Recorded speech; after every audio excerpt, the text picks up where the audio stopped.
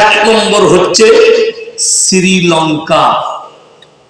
শ্রীলঙ্কার যে রাজা ছিল, যে মন্ত্রী ছিল, তারা আন্ডার প্যান্ট পরে রাস্তায় ছুটছিল, তাদের পাছায় সাধারণ লোক বাড়ি মারছিল। ঠিক বললাম না ভুল বললাম? তাদের বাড়িতে অগ্নি সংযোগ করা হয়েছে। মন্ত্রীদের, এমএলএ এমপিদের, যারা দেশ চালাতো তাদের বিভিন্ন রকম যারা জালিম ছিল জুলুম করেছে। দেশ ছাড়া সেনারা দেশটাকে কন্ট্রোল করেছে। নাম্বার 2, রাজহাঁসের মাংস, ইলিশ মাছের পাতুরি, ভেটকি মাছ, গোলদা চিংড়ি, দেশি মুরগি, বিভিন্ন রকম খাবার, বাবুর্চি কিচেনের রেডি, ডাইনিং টেবিলে প্লেটগুলো মুছে উবুর করা আছে, খেতে বসবেন খালি গোসলটা করে। সেনাপ্রধান তার বাড়িতে ঢুকে বললে আপনার কাছে মাত্র 40 মিনিট টাইম আছে, যেটা গুটুবেন গুটান, বেরিয়ে যান দেশ থেকে, তা না হলে জনগণ আপনাকে মার্ডার করবে। তার নাম হচ্ছে শেখ হাসিনা। দেশ ছেড়ে পালাতে হয়েছে না হয়নি?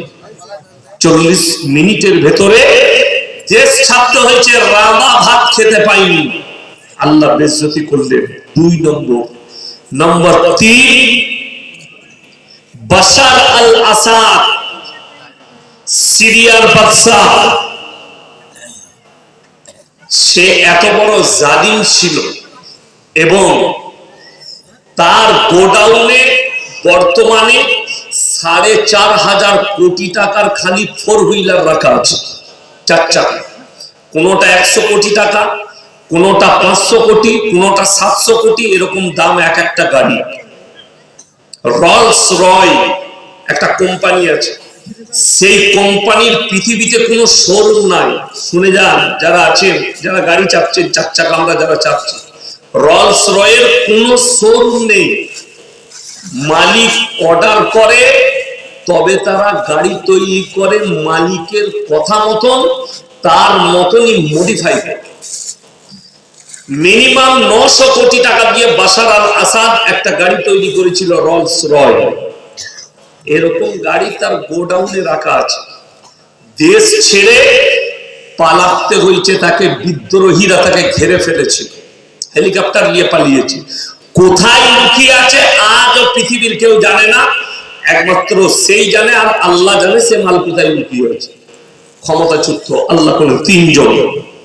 কিছুদিন আগে আমরা দেখলাম 2025 সাল চলতে চলতে নেপাল, দেখেছেন না? দেখেন নেপালের সরকার ক্ষমতাচ্যুত একজন পানিতে নেমে গেছে, নদীতে, তার পাছায় বাড়ি মারছে, পালাবার রাস্তা পাচ্ছে না জনগণ। তার নাম আল্লাহ। যতজন জালিম হয়েছে, আমার এখানে যারা আছেন, আমার আজকের বক্তব্য অন্য কিছু নয়, একটাই, সেটা হচ্ছে যারা সমাজের নেতৃত্ব দিচ্ছেন, যারা সমাজের নেতা সেজেছেন, তাদেরকে বলছি অন্যায়ের বিরুদ্ধে কথা বলবেন, অন্যায় করবেন না। আপনি গ্রামের নেতা বলে এটা নয়, আপনি যা বলবেন সেটাই হবে। তুমি এটা যদি ভেবে থাকো তো আমার আল্লাহ যেদিনে তোমার বিচার করবে তুমি আর পালাবার রাস্তা খুঁজে পাবে না। ঠিক না ভুল? একদম বাস্তব। এই যেমন আমি কালকেই বলেছি একটা জলসা, যে আমাদের সরকার, কেন্দ্র সরকার দিচ্ছে আবাস যোজনার বাড়ি, রাজ্য সরকার দিচ্ছে বাড়ি করো। কাকে? একটা গরিব মানুষ যার মাটির বাড়ি আছে, বেচারা ঘর ভেঙে গেছে, চলো একটা বাড়ি নাও। ভারত সরকারের স্লোগান, রাজ্য সরকারের স্লোগান, ভারতে একটাও মাটির বাড়ি থাকবে না, সব দালান বাড়ি হবে। 1,30,000 টাকা একজনকে দিচ্ছে, গরিবকে বাড়ি করো। তার নামটা খালি এন্ট্রি হয়েছে কাগজে, তার কাছে ফোন চলে এলো, হ্যালো উদয়জি, এই যে দাদা বাড়িতে, আচ্ছা তোর নামটা ভরে দিয়েছি, ওই 10টা দিয়ে দিস। কথা বুঝতে পেরেছেন না পারেন? समझदारों के लिए इशारा काफी है, যারা এইভাবে অন্যায় করে গরিবের টাকাগুলোকে মারছে তারা হারাম খাচ্ছে। যদি কোনো বাপের বেটা মৌলবি হালাল বলতে পারে তাকে স্টেজে নিয়ে আসবেন, তোমার মতো চামার ছোট লোক আমার কাছে আসবে না। আর যদি আমার বক্তব্য সহ্য না হয়, গাড়ি আমার রেডি আছে, আমাকে মানা করবেন, নেমে পালিয়ে যাবে। আমি কারো বনে বোয়ানো বক্তা নয়। আমি যেটা বলছি হক বলছি না, না হক বললাম? হক বলছি। তাহলে হ্যাঁ, তুমি যদি বলো আমি ধর্ম মানি না, ইসলাম মানি না, তুমি যা পারবে করো, আমি বলতে পারি। আমার বন্ধুগণ খুব ভালো করে বুঝবেন, হযরতে উমরে ফারুক কি হয়েছে তোমার?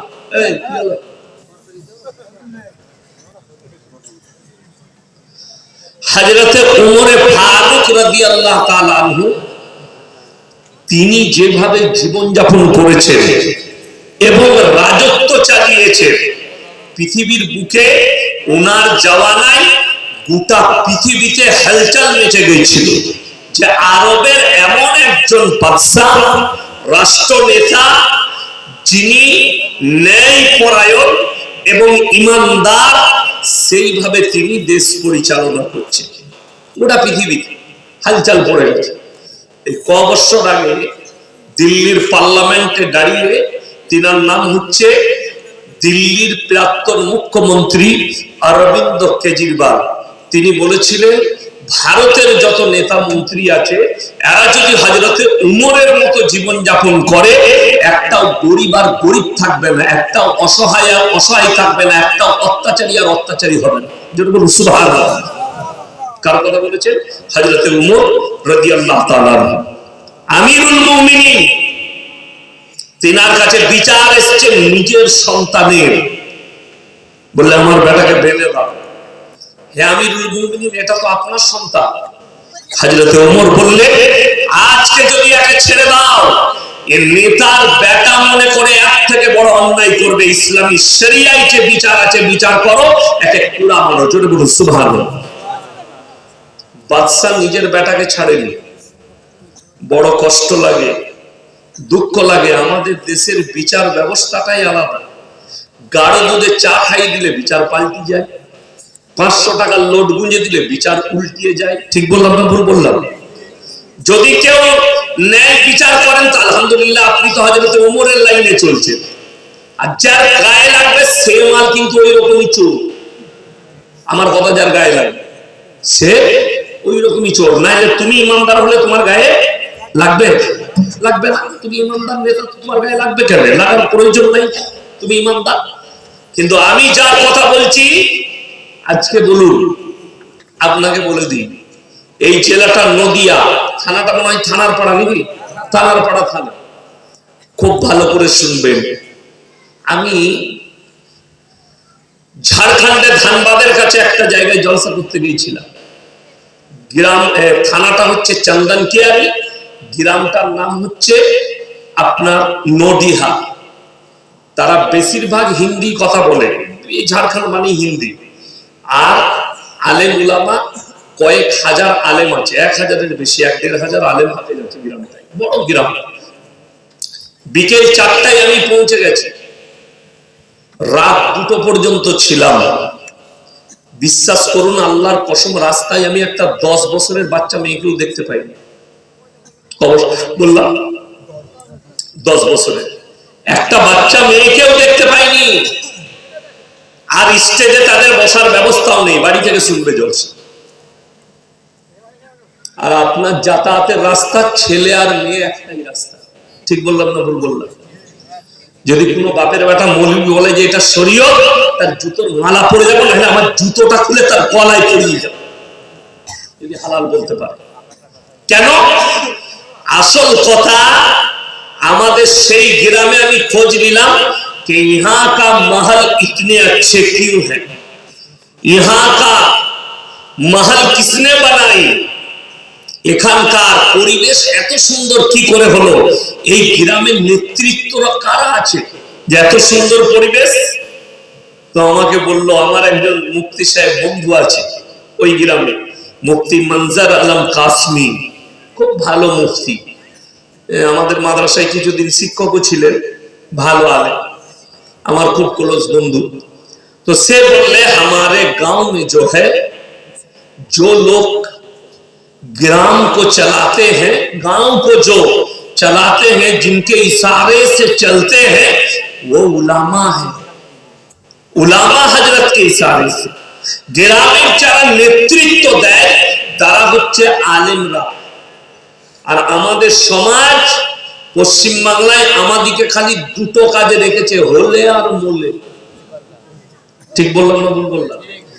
হয়েছে হুজুর কানে আজান দিতে হবে, মরেছে জানাজা পড়াতে হবে বলে, বাকি বাকি সব তো আমরা আছি। বিয়ের দিন ঠিক করছে কে না? চোর ছেঁচো, মলবি নাই সেখানে। তো সেখানে হারাম কাজগুলো আগে হবে না হালালটা আগে হবে? হালালটা। আপনি যাকে নেতৃত্ব ঠিক করেছেন যে আপনার গ্রাম পরিচালনা করবে, সে জিনাখোর, মাতাল, চোর, চুরি করে খায়, লোকের মেরে নেয়, তাকে আপনি নেতৃত্ব ঠিক করে ইমানদারির সঙ্গে বলুন তো, মসজিদের ইমাম কেউ চোর রাখবে? কথা বলে না? ইমামকে কেউ চোর ইমাম রাখবে? ইমাম মাতাল রাখবে? রাখবেন। আপনি ইমামের সময় এলাকার মানুষকে দেখে বলছে, হুজুর একবার আসবেন তো, আমাদের মসজিদে ইন্টারভিউ আছে, ইমাম রাখবো, কোথা থেকে পাস করেছে, কিরকম মলবি, বক্তব্য কেমন, শুনেন না? শুনেন না? আর শুনে না মানুষ? জুম্মার দিনে বক্তব্য দেন, নামাজটা পড়া, গলাটা খুব ভালো, পড়াটা ভালো, হুজুর বক্তব্য ভালো দিয়েছে, তাই ইনাকে ইমাম রাখো। ইমাম রাখার বেলায় ন্যাস তুলে দেখে নিবেন মালটা হেলে না সাপ। কথা বুঝতে পারেন? আর নেতা ঠিক করার বেলায় চোর, মাতা, গাঁজাখোর, জিনাখোর, তো সে কি করে তোমার সমাজের উন্নতি করবে? কথা বুঝাতে পারলাম? আমি কারোর বিপক্ষে নয়, আমি আপনাদেরকে আজকে বলে যাচ্ছি। মিশরের বাদশা যখন খবর পেল গোটা পৃথিবীতে আলোচনা চলছে হযরত উমরের, তিনি সফর করে এলেন, সৈন্য নিয়ে কিছু সফর করলেন। উমরকে এসে বললেন, ওমর, গোটা পৃথিবীতে তোমার নামের রমরমা চলছে যে একজন হক্কানি বাদশা এবং নেতৃত্ব আছে, সে হচ্ছে হযরত উমর। তুমি কিভাবে তোমার দেশ পরিচালনা করো? হযরত উমর বললেন, আমার বাড়িতে একদিন দাওয়াত খেতে হবে। যেটা বলি সুবহানাল্লাহ। কি দিলেন? দাওয়াত। বলে আজকে খাবো? বলে ঠিক আছে। জোহরের নামাজ পড়ে দস্তরখান লেগে গেছে। বেটা আব্দুল্লাহকে বললে, আব্দুল্লাহ খানা লাগাও। জবের হাতে করে চাবড়ানো রুটি, কিসের রুটি বললাম? জবের রুটি, আর জৈতুনের তেল একটা পাত্রে। কিসের তেল বললাম? জৈতুন। জৈতুনের তেল আর জবের রুটি, দস্তরখানে আর কিছু নেই। মিশরের বাদশা বলে উঠল, হে ওমর, তোমার মতো বাদশা, দস্তরখানে সামান্য এরকম খাবার, তুমি কেমন নেতা? বলে কেন, আপনি কি খান?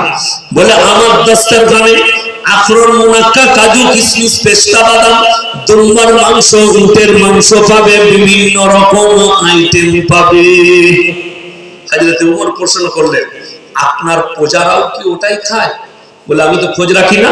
হযরত উমর বললেন, আমি ফজরের নামাজ পড়ে আমার যারা সৈন্য আছে তাদেরকে আমি শহরে পাঠিয়ে দিই, প্রত্যেকটা বাড়িতে খোঁজ লাগাও তার বাড়িতে আজকে কি রান্না হচ্ছে। আজকের দিনে আমার শহরে বেশিরভাগ মানুষের বাড়িতে জবের রুটি আর জাইতুনের তেল।